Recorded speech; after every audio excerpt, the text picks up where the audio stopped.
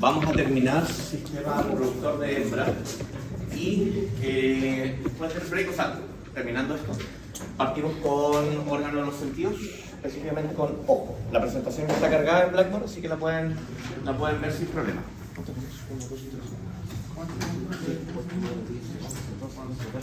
17. Maravilloso.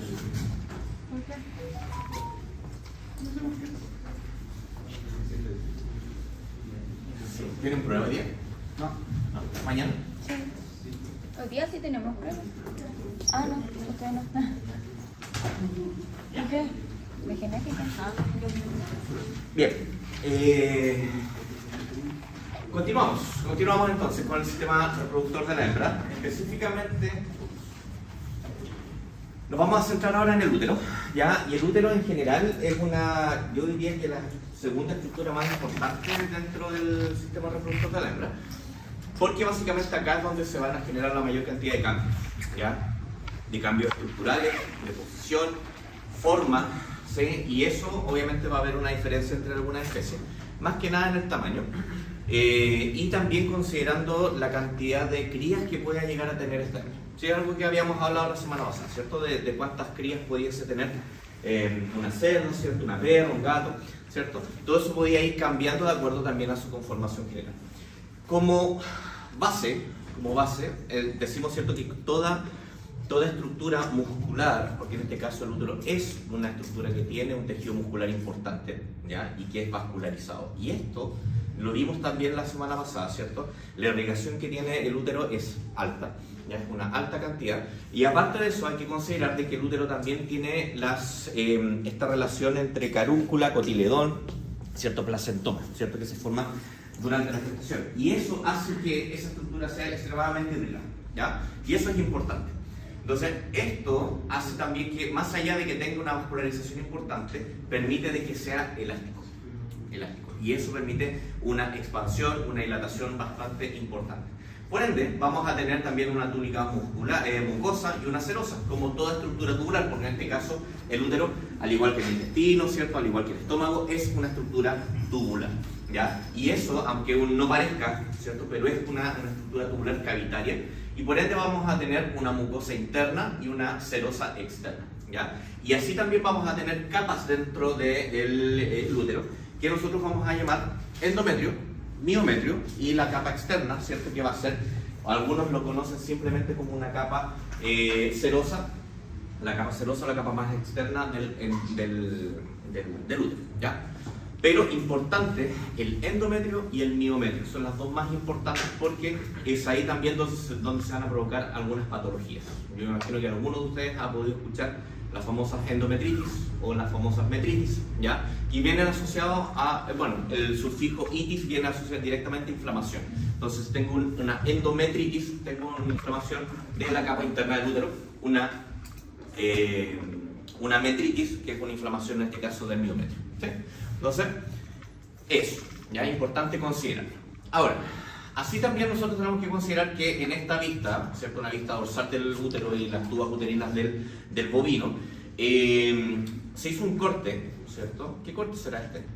Si estos craneal, caudal, derecha, izquierda, y esto es un corte por dorsal. ¿Pero qué sentido tiene ese corte? Ya. No alcanza a ser longitudinal porque no va en el centro de la estructura, va más hacia el lado. Corte sagital, corte mediano, ¿ya? Ahí se está haciendo una incisión sobre específicamente la tuba uterina completa, ¿ya? Y parte, en este caso, del cuerpo del útero.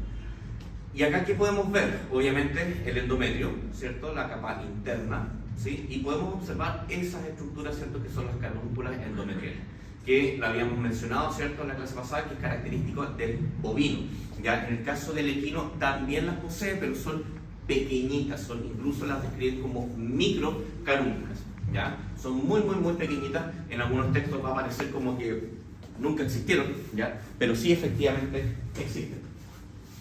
Ahora,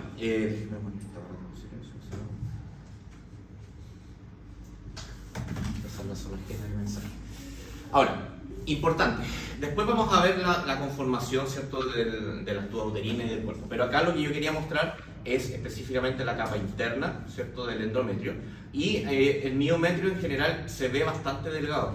Ahora, cuando ustedes ven un útero gestante, y va a depender claramente del nivel de gestación, vamos a notar que esa capa miometrial, ¿cierto?, está mucho más engrosada, ¿ya? Y eso también es algo que después en fisiología reproductiva, en otras asignaturas lo van a ver mucho más en detalle, ¿ya? Cómo cambia esta conformación de acuerdo a un eje hormonal, ¿ya? Pero eso más adelante. Ahora, ¿qué es esto? El cervix, ¿ya? El cervix, en este caso, vamos a tener, ya mencionábamos que en el caso del bovino, a diferencia de otras especies, tiene anillos, ¿cierto? Tiene anillos cervicales y no tiene pliegues, ¿sí? Y tampoco tiene formas de cono, ¿ya? Y eso es importante, es una diferencia importante, ¿ya? ¿Por qué? Porque cuando tú haces esa disección, haces esa incisión, ¿ya?, sobre el margen o la cara dorsal del cervix, te vas a encontrar inmediatamente con estos pliegues que tú ves acá. Y estos pliegues, en la parte interna, vas a tener, cada uno de estos pliegues es un verdadero anillo. Un anillo, 2 anillos, 3 anillos, ¿ya? Entonces tú cortas los anillos y forman estos pliegues. Lo cual, el cervix en sí como estructura es una estructura, ¿para qué creen ustedes que la podemos catalogar? ¿Como qué? ¿Estructura de qué tipo?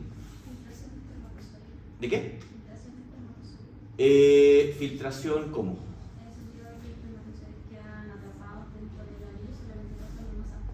Ya, ok.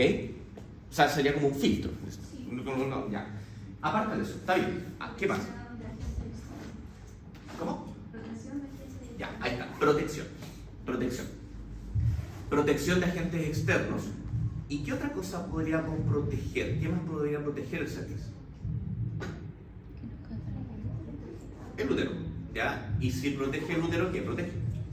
Al feto, ¿ya? Porque obviamente esto se cierra, no hay cómo pasar desde este punto al otro punto de una forma, entre comillas, normal y natural, si no hay una estimulación hormonal de por medio, ¿ya? Cuando hay procesos de gestación activos, ¿cierto?, esto está hermético, aquí no entra absolutamente nada, está totalmente cerrado. La diferencia está cuando ya se comienza a desencadenar el parto, los ejes hormonales cambian y eso automáticamente influye de que las contracciones uterinas aumentan, el cervix se dilata y en este caso se comienza a preparar el canal de parto para, en este caso, la salida del feto. Y ahí sí el cervix se abre para que favorezca la salida del feto. Ahora, y eso también ¿por qué es importante? Porque cuando ustedes hacen las evaluaciones post-parto, o sea, en este caso la vaca parió, ¿cierto? Después viene una cierta cantidad de días y uno evalúa, ¿cierto?, la parte interna y hace un examen que es el examen espéculo vaginal, que básicamente va desde la vulva, colocan un espéculo y observan hacia adentro. ¿Y qué es lo que van a observar? Esto. Van a observar el anillo cervical, o sea, el cervix. Y van a ver si el cervix está abierto, si está cerrado, si está irritado, si hay mucosa, si hay mucosidad de algún tipo, hay irritación, hay restos de placenta. ¿Qué pasó? ¿Ya? Entonces también para ustedes que el cervix esté abierto o cerrado es un elemento clínico diagnóstico importante, ¿ya? Entonces por eso uno lo tiene que considerar siempre, ¿ya? Ahora acá está cortado, se entiende, ¿cierto? Porque esto es una pura estructura fija. Y esto es lo que ustedes ven. Desde un examen espéculo vaginal observan esto directamente, ¿ya? Esto eventualmente está cerrado, ¿ya? Está cerrado. Y vamos a tener un orificio externo, ¿cierto? Y esto es importante, chicos, porque cuando el cervix es una estructura tubular, ¿cierto? Es una estructura tubular que, siendo súper práctico, es como este borrador, donde tú vas a tener lo más externo, ¿cierto?, donde vas a tener la vagina, el vestíbulo vaginal y los labios vulvares, hacia caudal, y hacia craneal vas a tener el cuerpo del útero, las tubas uterinas, ¿sí? Entonces, ¿qué es lo que pasa? Que cuando tú vas a tener un orificio que es externo, ¿cierto?, porque es el que va a comunicar el vestíbulo vaginal, o sea, la vagina con el cervix, y un interno que va a comunicar el cervix con el útero, ¿ya? Y eso es importante, ¿sí?, para que no se confundan al momento de poder, ¿cierto?, diferenciar uno de otro. Ahora, el fornix, que también es una estructura que hablábamos la semana pasada, ¿con quién se relaciona? ¿Con el orificio cervical interno o con el externo? Con el externo. Ojo, ¿ya? Ojo. Por eso es importante realmente que Vengan atrás. Importante. Ya. Entonces, ahora, si seguimos avanzando con algunas cositas, decir, ya. Posicionamos esto, ¿cierto? Orificio externo del útero. Por lo tanto, ¿qué deberíamos tener aquí? ¿El anillo? Si es externo, ¿qué deberíamos tener en esta zona? El cervix. Si es externo, útero, ¿cierto? El externo del útero, ¿ya? Entonces, vamos a tener arriba el cuerpo del útero y con las carúnculas. Entonces, todo esto de arriba es cuerpo del útero. Todo esto de arriba. Entonces, todo esto que tengo aquí, que es el cervix. Que no te escucho. No te escucho.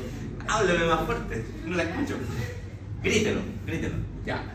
Entonces, importante, chicos, importante, ¿cierto? Ese reconocimiento de... Ya. Ahora, mira, esto es lo que yo les estaba comentando de la relación del placentoma, básicamente, donde tú vas a observar esta estructura, que es la carúncula, vas a observar esta estructura, que es el cotileón. ¿La carúncula de quién es? ¿De la placenta o de el útero? Del útero. Del útero. ¿Y el cotiledón? Placenta. De la placenta. Ambas están adheridas de esa forma, ¿cierto? Están pegaditas, están un poco separadas, pero finalmente están así. Entonces tú te fijas, el cotiledón está asociado directamente a la placenta, ¿sí? El cotiledón, ahí dentro vamos a tener el feto, ¿cierto? Y obviamente todo el saco y todas las estructuras que son reproductivas, ¿ya? Pero esto es la pared uterina, por lo tanto si tengo la pared uterina vamos a tener la carúncula ahí y el cotiledón ahí. Eso completo es el placentoma, ¿sí? Ojo con eso también, ¿ya? Y esto es lo que uno evalúa, ¿cierto? Lo puede evaluar a palpación, ¿cierto? Y lo puede evaluar de forma mucho más precisa con ecografía, ¿ya? La ecografía es una herramienta extremadamente importante para ustedes en este tipo de estructuras, porque el cotileón les indica gestación. O sea, el placentoma les indica inmediatamente gestación. ¿Ya? Y de acuerdo al tamaño, obviamente, y a la cantidad, va a ir en relación a la edad gestacional, ¿sí? Entonces, esta estructura para ustedes es súper, súper importante. No, las especies que... ¿Qué especie podría tener esto? Bovino. Los bovinos. No. No tanto. Así de marcado, los bovinos. Así de marcado, los bovinos. ¿Ya? Porque las otras especies, recuerden que no tienen carúncula. No tienen carúncula. ¿Ya? Entonces, eso significa que los tipos de placentas son diferentes. Tipos de placentas son diferentes.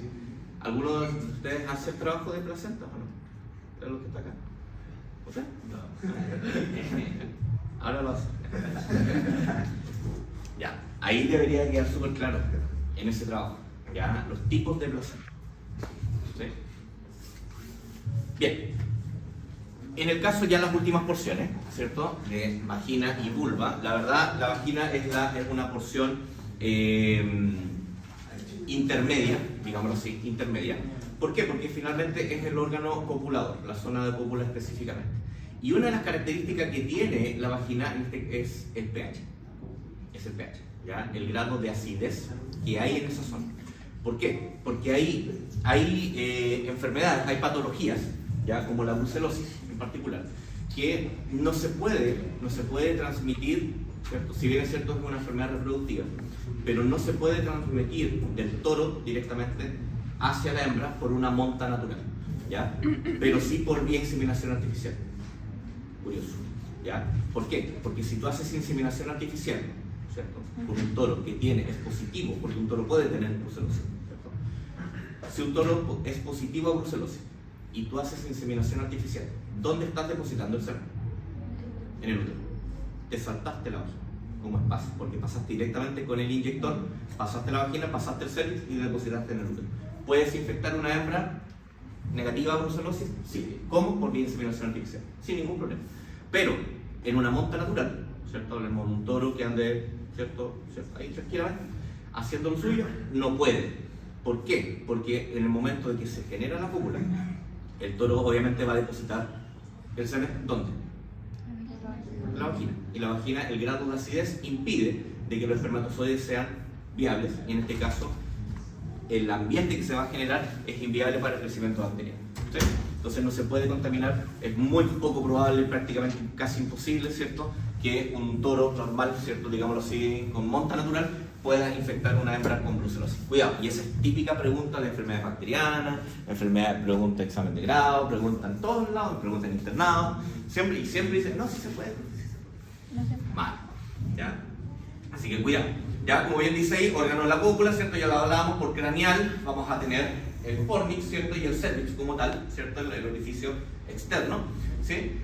Estas células de revestimiento obviamente van a ir cambiando de acuerdo al ciclo hormonal de la vaca y de la hembra en general, ¿sí? Porque obviamente puede haber más crecimiento, menos crecimiento, puede haber hiperplasia, hipertrofia celular, pueden haber alteraciones de distinto tipo, ¿ya? Y eso obviamente la vagina normalmente es una estructura que es muy manipulada en el caso del campo, porque obviamente cuando tú haces palpación, haces en este caso no palpación rectal, sino que haces palpación vaginal directamente. Cuando tú tienes que hacer un manejo de retención de placenta, por ejemplo, tienes que entrar directamente hacia la vagina, no puedes ir por la vía rectal, ¿ya? Ahí obviamente hay distintos matices con respecto a eso, pero normalmente uno hace esa manipulación. La manipulación directa en la parte reproductiva, específicamente en los partos.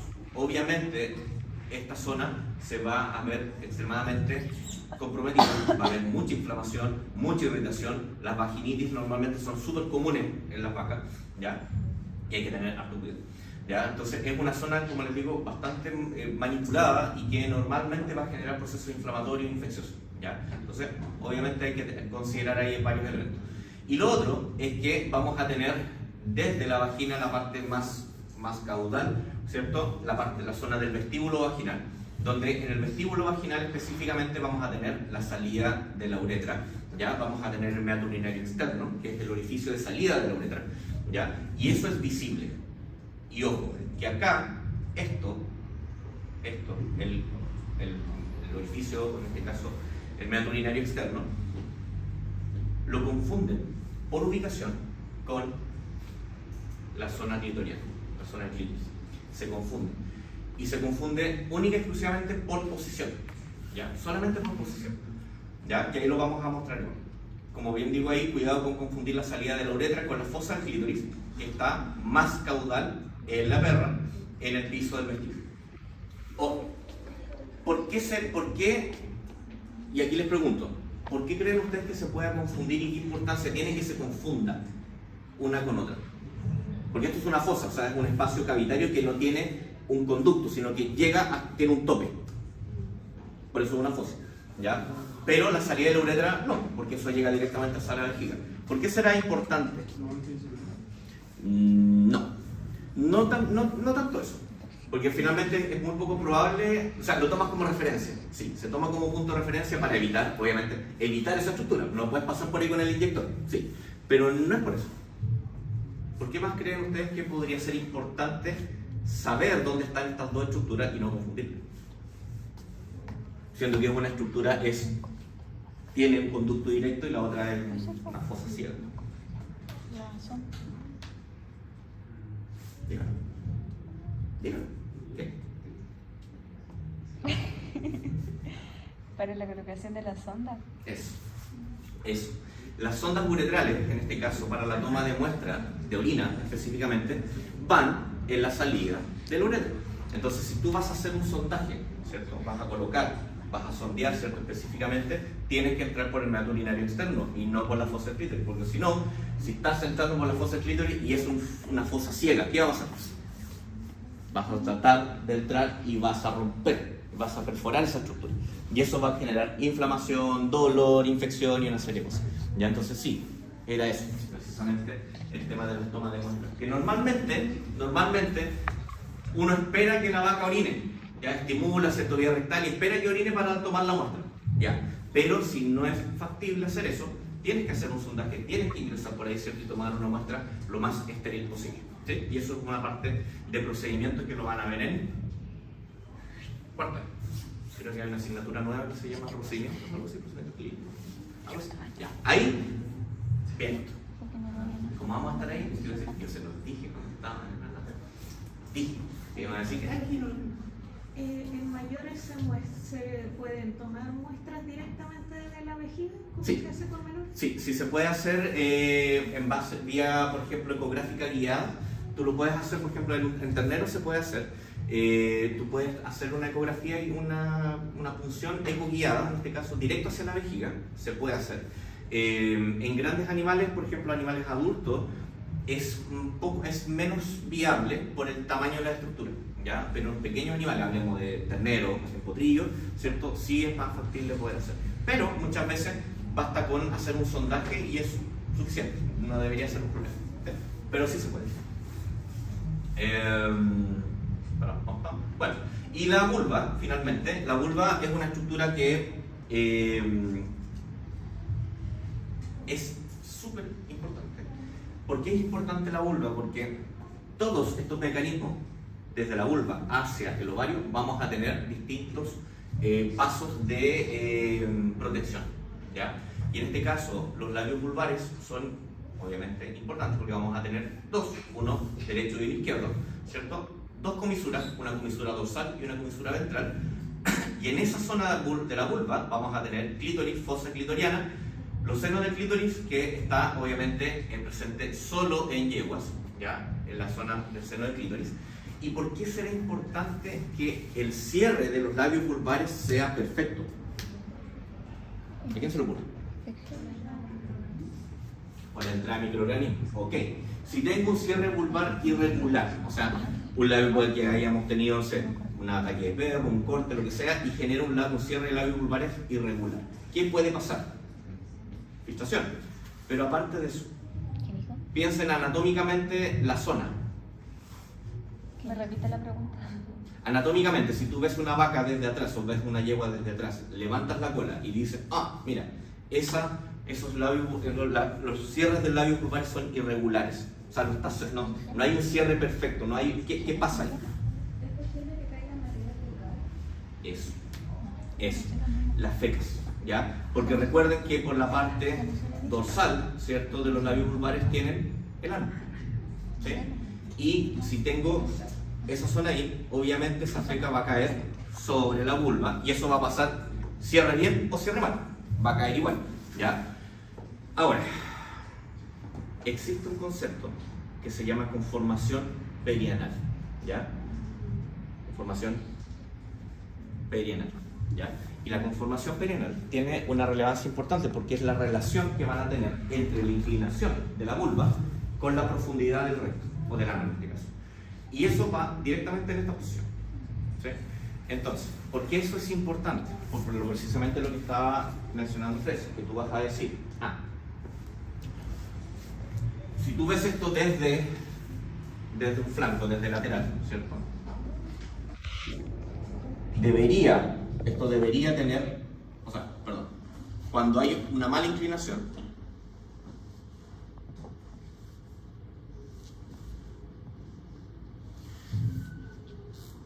esto es el recto, ¿cierto? Esto es el útero hacia vestíbulo y todo. Las fecas van a salir desde acá, ¿cierto? Y por gravedad van a caer. ¿Sí? Esta cuestión es simple.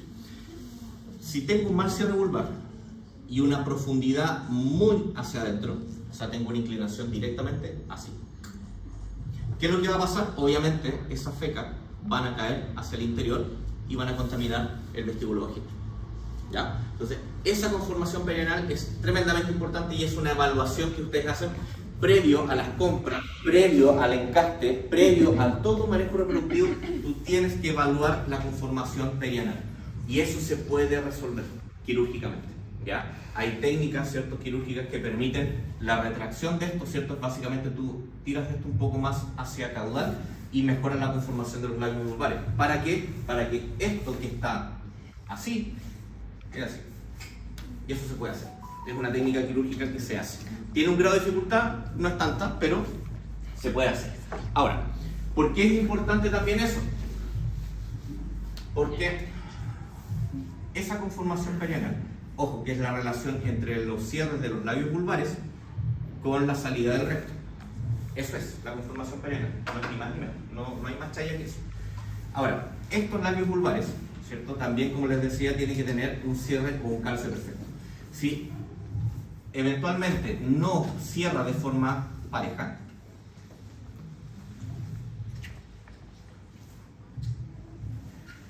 si no cierra de forma pareja, ¿cierto? En el sentido de que vamos a tener un labio, en este caso derecho, y un izquierdo, ¿cierto? Una comisura dorsal y una comisura ventral. Al existir una buena conformación perianal, o sea, una buena inclinación, pero con un cierre irregular, también voy a tener riesgos de infección, ¿ya? ¿Por qué? Porque eventualmente esa vaca va a defecar igual, eso no lo podemos evitar. El tema es que la feca va a seguir cayendo y va a seguir entrando. Entonces, esto también se puede resolver con una vulvoplastía, que básicamente es reactivar los tejidos acá, cortar esto y hacer una técnica de aproximación, que también se puede hacer. ¿Ya? También se hace más en yeguas, sí, ya, pero se hace. La vulvoplastía y, en este caso, la técnica de Kaslik, ¿cierto? En yeguas. ¿La conformación perianal es solo como por genética o hay alguna...? No, eso es genético. Sí, eso es, y es buena pregunta porque finalmente no es algo que... ahora, también se incrementa por factores de edad. Las hembras que son más viejas, ¿cierto? Más viejas, van a tener una conformación perianal normalmente mucho más inclinada, más hacia adentro. ¿Ya? La condición corporal también influye. Las yeguas o las hembras que en este caso tengan una condición corporal más baja, más flacas, ¿cierto? Van a tener también una tendencia. ¿Por qué? Porque la zona del recto, recuerden ustedes que está asociada a estructuras musculares, ¿ya? Y si un animal, en este caso, pierde condición corporal, pierde músculo, pierde masa muscular, toda la musculatura que está hacia atrás también se va a retraer, se va a chupar, y eso hace que inmediatamente todas las estructuras se vayan hacia adentro. ¿Ya? Entonces hace también que una vaca que está extremadamente flaca también hace que estas estructuras se vayan hacia adentro, ¿sí? Entonces vamos a tener factores asociados a edad, genética, ¿cierto? Como tal, o desarrollo en general, y simplemente porque, bueno, no hay mucho más análisis que eso, ¿sí? ¿Se entendió el tema de la conformación perianal? ¿Sí? Ya, ahí estoy bien. Es que no lo explico. No estaba en el PPT, van a decir. Pero lo dije. Ya. Mira. Aquí, en esta zona, obviamente, tú vas a tener los labios vulvares, un derecho y un izquierdo, ¿cierto? Y vas a tener la zona del clítoris que va a estar, es lo primero que tú te vas a encontrar. Lo primero, ¿ya? ¿Por qué? Porque va a estar en la zona más distal, ¿cierto? De, en este caso, de la parte ventral directamente. Porque esto, tú ves acá, vengo la comisura ventral acá. Si este extremo con este extremo se juntan, vas a tener la comisura dorsal y los labios vulvares. Por lo tanto, la parte más ventral, ¿cierto? Vamos a tener la zona del clítoris. Ahora, y mira, y está acá. Y mira dónde está el orificio uretral externo. Está mucho más adentro. Entonces, o sea, equivocarte igual es poco probable. ¿Ya? Es poco probable. Pero aún así, como decía don José Ramiro, hay que tener cuidado, ¿cierto?, con el paso de la cánula para la inseminación, ¿ya? Porque sí, efectivamente, si tú vas, y de hecho, dentro de las técnicas de inseminación, cuando les enseñan a inseminar en los cursos y todo lo demás, dicen, no vayas con el inyector pegado al piso, porque si tú vas pegado al piso, puedes pasar perfectamente por ahí. Sí, igual, mira el tamaño en la pinza, mira. Una pinza anatómica, perfecto, y el inyector es más fino que eso. Sí. Mucho más fino. ¿Ya? Entonces sí, efectivamente tú podrías pasar por error por acá. ¿Ya? Entonces siempre te dicen que vayas con el inyector levemente levantado, ¿cierto? Y después, Profe, ¿qué especie es esa? bovino. ¿Sí? Como es un divertículo, ¿es una estructura comunicante o es una estructura ciega? Ciega. Es ciega. Por lo tanto, es como un pequeño fornix que lo tenemos que catalogar. Es un pequeño fornix, pero asociado a la salida del uretra, ¿sí? Entonces, hay que tener cuidado con eso, ¿sí? Bien. Fíjense la característica también del tejido tejido liso, ¿cierto?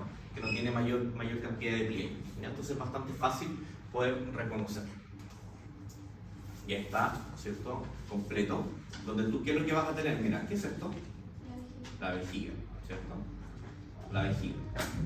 Entonces, si yo tengo el cuerpo, el trígono vesical o el cuello, ¿cierto? Y vamos a llegar, ¿cierto? ¿Hacia dónde? Hasta ahí. Orificio uretral externo. Todo esto está comunicado hacia arriba. Entonces, la muestra que está en Bill, que siempre me preguntaban, profe, ¿qué era esto? Era la cosa que estaba encima de, en este caso, de la vejiga. Bueno, era un trozo precisamente de esto. ¿De qué? De vagina. Eso es lo que tenía. No me decís, profe, era un trozo de útero. No era un trozo de útero. Y el útero lo tenemos acá arriba. No tenía ni siquiera relación. O sea, ¿con qué se va a relacionar la vejiga directamente, de forma directa, con la zona vaginal? Ya no tiene relación con el útero, ojo. Tiene relación con la vagina. Y ni siquiera con el vestíbulo vaginal, con la vagina en sí. Porque tú vas a tener los labios vulvares, el vestíbulo vaginal, la vagina como tal, el cervix, el cuerpo del útero, las tubas uterinas, oviducto y ovario. En ese orden, ¿cierto? De caudal hacia cráneo. A eso le vas a adicionar el ligamento ancho del útero, en este caso el ligamento intercornual, entre las dos tubas uterinas, el mesosalpinge, ¿sí? El ligamento propio del ovario y el ligamento suspensor. Esas son todas las estructuras que deben conocer, de aquí hacia arriba, ¿sí? A eso le tienen que adicionar el orificio uretral externo, el divertículo, ¿cierto? El divertículo suburetral, el clítoris y la fosa clitoriana, que está un poquito más baja, después se lo voy a mostrar, y en el caso del cervix, el fornix, el orificio cervical externo y el interno, más las carótidas. ¿Sí? Dime. Entonces, el orificio externo es una parte de la vagina directamente, ¿no? Es que lo que pasa es que no es, a ver, como es un orificio y es un orificio de salida de algo,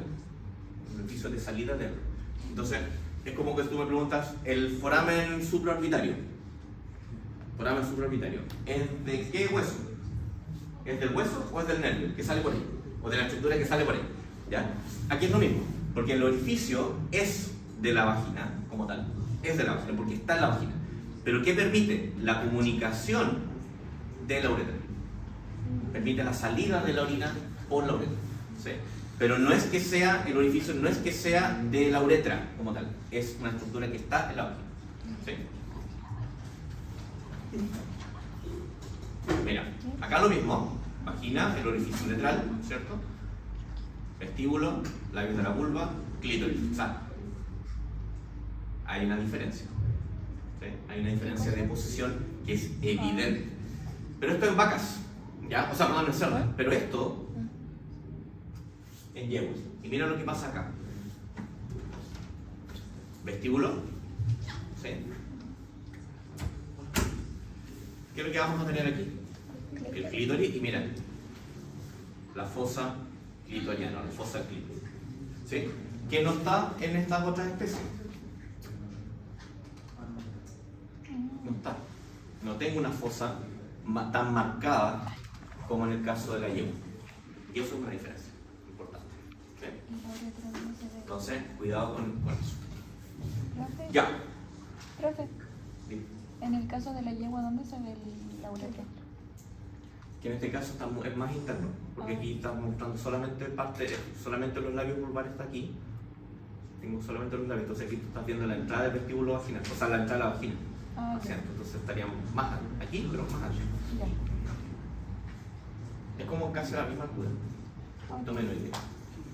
¿Ya? Ahora, mira. ¿De quién es esto? Bueno, o sea, en inglés obviamente vas a ver al tiro, pero ¿de qué especie creen ustedes que es esto?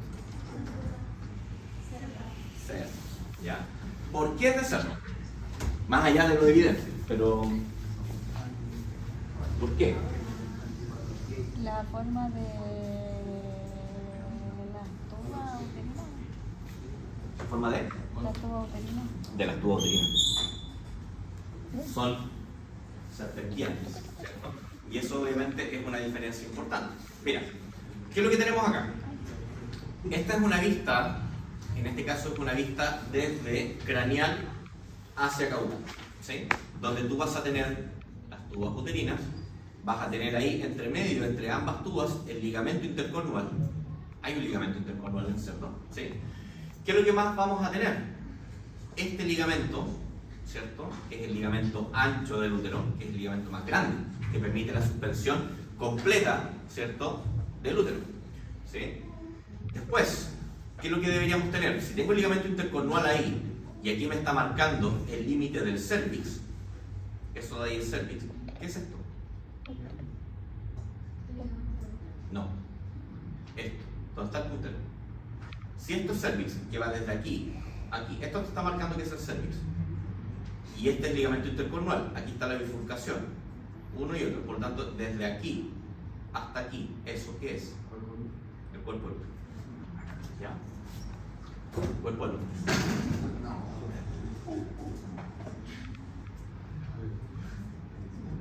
Entonces, ¿qué tendríamos acá? Ovario. Los ovarios, ¿cierto? Tengo los ovarios. ¿Sí? Y ojo, mira, fíjate aquí lo que pasa, porque si tengo el ligamento ancho, ¿qué es lo que vamos a tener también? Un ligamento suspensor, ¿cierto?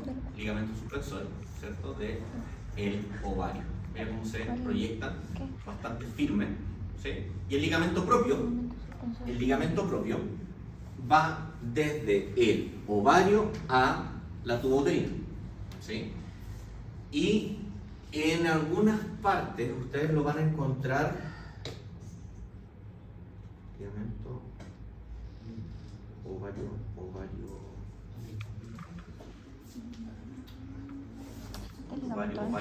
con algo así. No me acuerdo cómo lo parece. El ligamento suspensor va a dónde se ayuda. Lo que pasa es que el ligamento suspensor del ovario, ya que en este caso es este que va acá, va directamente hacia el polo caudal del riñón, por dorsal, va hacia arriba. ¿Sí? ¿Qué es lo que pasa? Que cuando tú haces una tracción forzada de este ligamento, puedes generar un desgarro, puedes generar una hemorragia, porque toda esta zona es vascularizada. Aquí tengo el riñón acá arriba.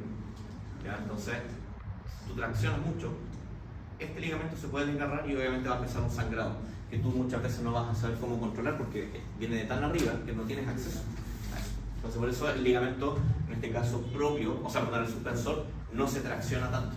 ¿Ya? ¿Desde dónde se tracciona? Desde el ligamento propio, que está más abajo. Desde el ligamento propio tú traccionas para poder fijar el ligamento, en este caso suspensor. ¿Ya? Pero si traccionas demasiado el ligamento suspensor, puedes generar un desgarro y un sangrado igual es un poquitito molesto. ¿Ya? Es que el ligamento propio va, en este caso, desde aquí, debería estar en este nivel. No se visualiza bien, porque va desde el ovario a el origen de la tuba. Y esa parte, como que se ve ahí al lado del ovario izquierdo, es una O. Pero esto Entonces, zona también es. todo este ligamento es el ligamento ancho. Ya. Todo eso es ligamento ancho. Y arriba nomás es suspensor. Sí. Profe, donde se señala la RA y G. Recto.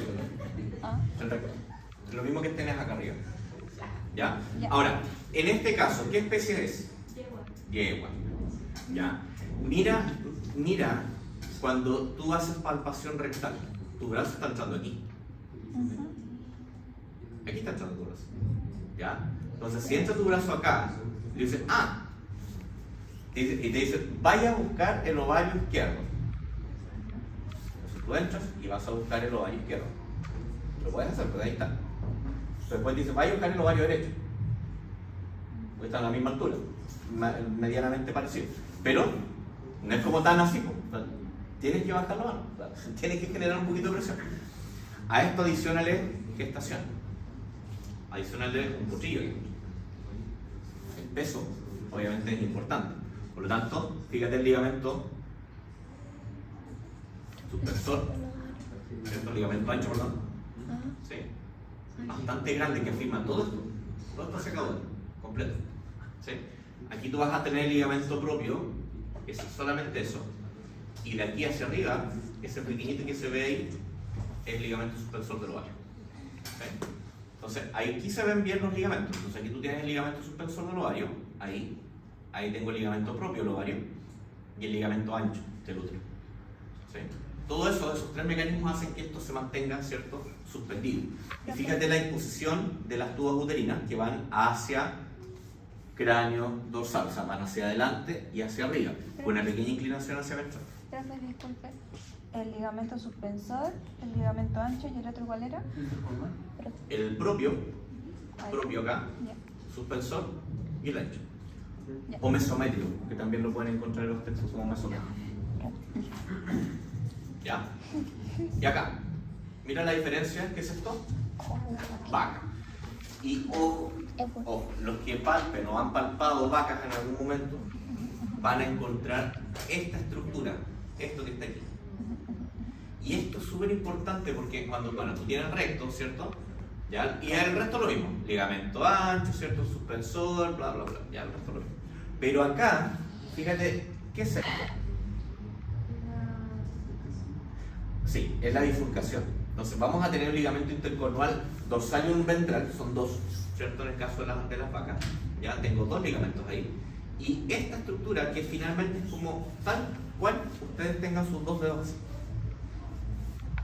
Esta sensación de pasar el dedo así, ¿cierto?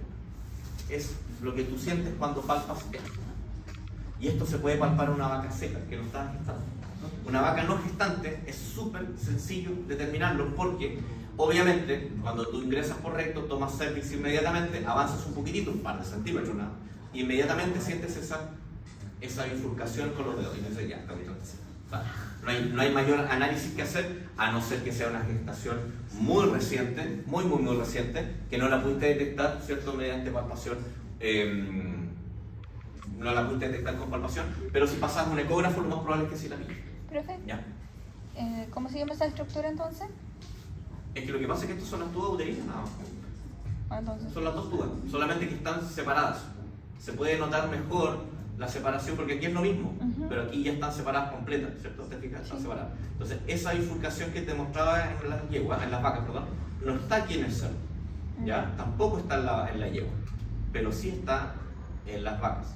Se nota y es palpable, ¿ya? Y esto, cuando la vaca está gestante, ¿cierto? Esto obviamente se proyecta, ¿cierto? Va a haber un cambio de estructura y todo lo demás. Pero mira, compara el ovario,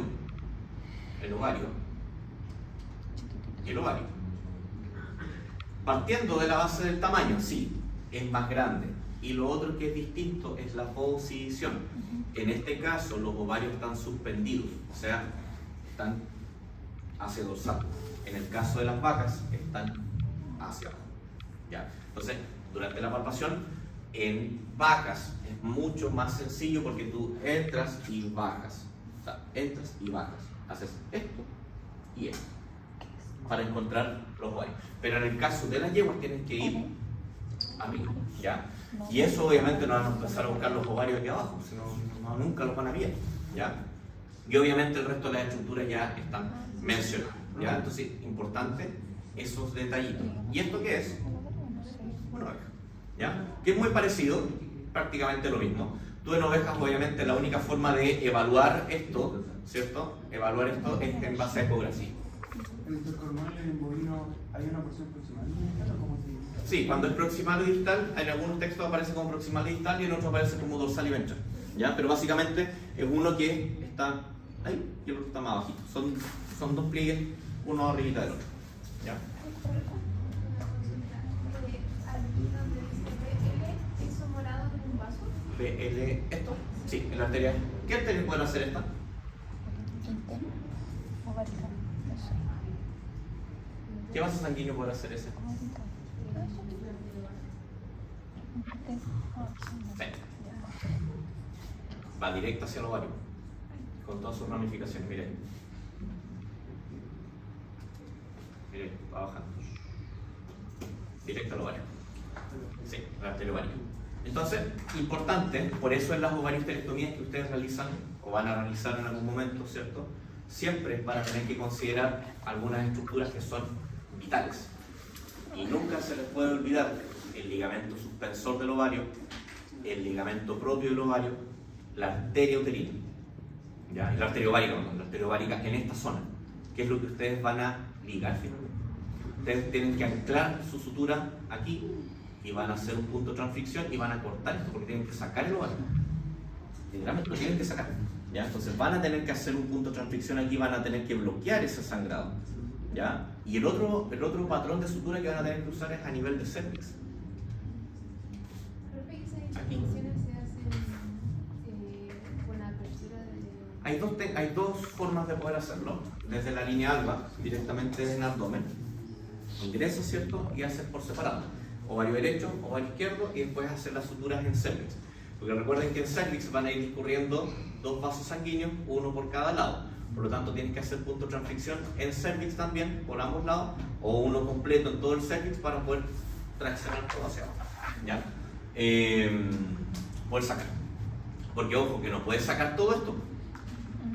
¿Cierto? Si estás haciendo una ovariosterectomía en una perra o en una gata, no puedes sacar esto. No puedes cortar esto, porque si no, ¿cómo voy a orinar? No hay opción. Entonces, por eso se hace una transficción sobre el cervix, del cervix hacia arriba. Entonces, tú ligas esto y cortas hacia proximal, sacando ovario y todo. ¿Ya? Pero también está la opción de hacer solamente la extracción de los ovarios, ¿ya? Que la verdad no es muy recomendable, por lo que mencionan los colegas de pequeños. Porque obviamente quedan estas estructuras, ¿cierto? Y pueden generar algún tipo de reacción. Entonces, la verdad no domino mucho el por qué, ¿ya? Pero obviamente ahí debe tener un fundamento un poco más clínico, que la verdad, como no es bien, la verdad no. ¿Qué era OD? ¿Qué apunta?